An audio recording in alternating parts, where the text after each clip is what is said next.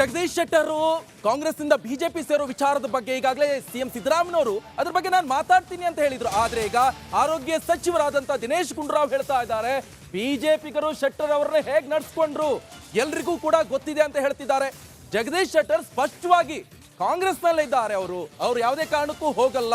ಬೆಂಗಳೂರಿನಲ್ಲಿ ಸಚಿವ ದಿನೇಶ್ ಗುಂಡೂರಾವ್ ಹೇಳಿಕೆ ಇದು. ಕಾಂಗ್ರೆಸ್ ಸರ್ಕಾರದಲ್ಲಿ ಅವರು ಸಕ್ರಿಯವಾಗಿ ಇದ್ದಾರೆ. ಯಾವುದೇ ಕಾರಣಕ್ಕೂ ಅವರು ಕಾಂಗ್ರೆಸ್ ಬಿಟ್ಟು ಬಿಜೆಪಿ ಹೋಗಲ್ಲ. ಸ್ಥಾನಮಾನ ಬೇಕು ಅಂತ ಯಾವತ್ತೂ ಕೂಡ ಅವರು ಕೇಳಲಿಲ್ಲ.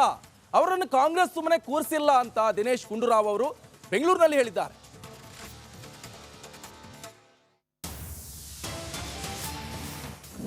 ಜಗದೀಶ್ ಶೆಟ್ಟರು ಅನೇಕ ಸಂದರ್ಭಗಳಲ್ಲಿ ಸ್ಪಷ್ಟವಾದಂಥ ರೀತಿಯಲ್ಲಿ ಮಾತನಾಡಿದ್ದಾರೆ.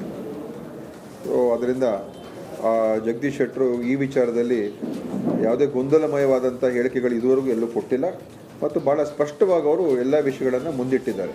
ಬಿ ಜೆ ಪಿಯಿಂದ ಯಾಕೆ ಹೊರಗೆ ಬಂದರು ಮತ್ತು ಕಾಂಗ್ರೆಸ್ನಲ್ಲಿ ಇವತ್ತು ಯಾಕೆ ಅವರು ಇದ್ದಾರೆ ಎಲ್ಲ, ಮತ್ತು ಕಾಂಗ್ರೆಸ್ಸಲ್ಲಿ ಸಕ್ರಿಯವಾಗಿದ್ದಾರೆ.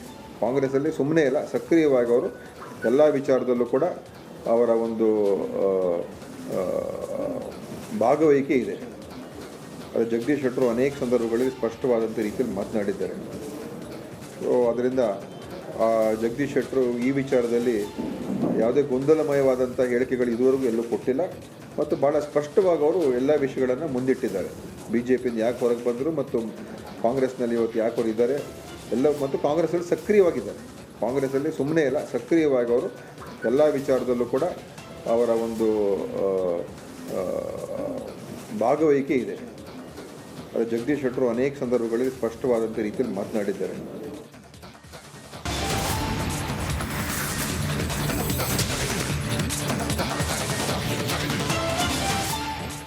Welcome back. ಇನ್ನು ಬಿಜೆಪಿಯವರು ಕೂಡ ಎಲ್ಲಾ ರೀತಿಯಾದ ಸ್ಟ್ರಾಟಜಿಯನ್ನು ಉಪಯೋಗಿಸಿಕೊಂಡು ಈಗ ಬಿಜೆಪಿಯವರು ಕೂಡ ಜಗದೀಶ್ ಶೆಟ್ಟರ್ ಅವರ ಘರ್ವಾಪ್ಸಿ ಬಗ್ಗೆ ಮಾತನಾಡಿದ್ದಾರೆ. ಅದರಲ್ಲೂ ಬಹಳ ಪ್ರಮುಖವಾಗಿ ಮಾಜಿ ಸಚಿವ ಕಾರ್ಕಳ ಶಾಸಕರಾದಂತಹ ಮಾಜಿ ಶಾಸಕರು ಇವರು ಸುನಿಲ್ ಕುಮಾರ್ ಪ್ರತಿಕ್ರಿಯೆ ಕೊಟ್ಟಿದ್ದಾರೆ. ಜಗದೀಶ್ ಶೆಟ್ಟರ್ ಘರ್ವಾಪ್ಸಿ ವಿಚಾರಕ್ಕೆ ಸಂಬಂಧಪಟ್ಟಂತೆ ಶೆಟ್ಟರ್ ಅವರನ್ನ ಕರೆತರುವ ಕೆಲಸವನ್ನ ಮಾಡ್ತೀವಿ ಅಂತ ಹೇಳ್ತಾ ಇದ್ದಾರೆ. ಎಲ್ಲರನ್ನ ಕರೆತಂದು ಒಟ್ಟಾಗಿ ಕೆಲಸವನ್ನ ಮಾಡ್ತೇವೆ ಅಂತ ಸುನಿಲ್ ಕುಮಾರ್ ಅವರು ಹೇಳ್ತಾ ಇದ್ದಾರೆ. ಕಾರ್ಕಳ ಶಾಸಕರು ಹಾಗೆ ಮಾಜಿ ಸಚಿವರಾದಂತಹ ಸುನಿಲ್ ಕುಮಾರ್ ಹೇಳಿಕೆ ಇದು. ಚುನಾವಣೆಯಲ್ಲಿ ಗೆಲ್ಲುವ ದೃಷ್ಟಿಯಿಂದ ಪಕ್ಷದಿಂದ ದೂರ ಆಗಿದ್ದಾರಷ್ಟೇ, ಅವರು ಬೇರೇನ್ ಸಮಸ್ಯೆ ಇಲ್ಲ ಅವರಲ್ಲಿ ಅಂತ ಸ್ವತಃ ಶಾಸಕರು ಕಾರ್ಕಳದ್ದು ಹಾಗೆ ಮಾಜಿ ಸಚಿವರಾದಂತ ಸುನಿಲ್ ಕುಮಾರ್ ಅವರು ಒಂದು ಸ್ಪಷ್ಟನೆ ಕೊಡುವಂತೆ ಕೆಲಸ ಮಾಡಿದ್ದಾರೆ. ಬನ್ನಿ ಹಾಗಾದ್ರೆ ಶಾಸಕರು ಏನು ಹೇಳಿದ್ದಾರೆ ನೋಡ್ಕೊಂಡು.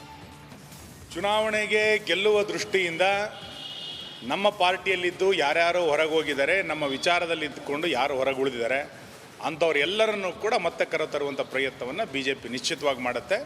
ನಮಗೆ ಚುನಾವಣೆಯಲ್ಲಿ ಗೆಲ್ಲಬೇಕು, ನಮ್ಮಿಂದ ಯಾರು ದೂರ ಆಗಿದ್ದಾರೆ ಅವ್ರನ್ನ ಇನ್ನಷ್ಟು ಹತ್ತಿರಕ್ಕೆ ತರುವಂಥ ಪ್ರಯತ್ನವನ್ನು ನಾವು ಮಾಡ್ತೇವೆ. ಎಲ್ಲರನ್ನೂ ಮಾಡ್ತೇವೆ.